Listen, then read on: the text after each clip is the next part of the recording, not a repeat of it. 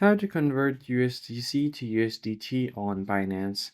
Hey guys, in this tutorial, we're going to look at how you can easily convert USDC to USDT on Binance. In order to convert, you first have to have a verified account on Binance, and you just need to check how much USDC you have on your account. For that, head over to the wallet section at the bottom right corner of your screen, and once you tap on it, you'll land on the overview page. It houses all of the crypto that you have on your account.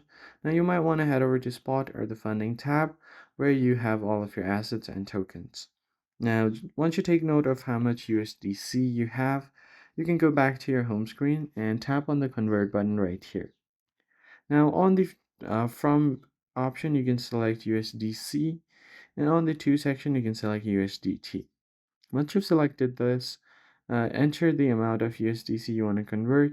If you want to convert all of the USDC, you can tap on the max option right below, and it's going to enter all of your available USDC from your Spot wallet. Then you can just tap on preview conversion and then tap on convert, and finally your conversion will now be successful. And it's as easy as that. If you found the tutorial helpful, hit the like button down below and subscribe to our channel. I'll see you guys on the next video.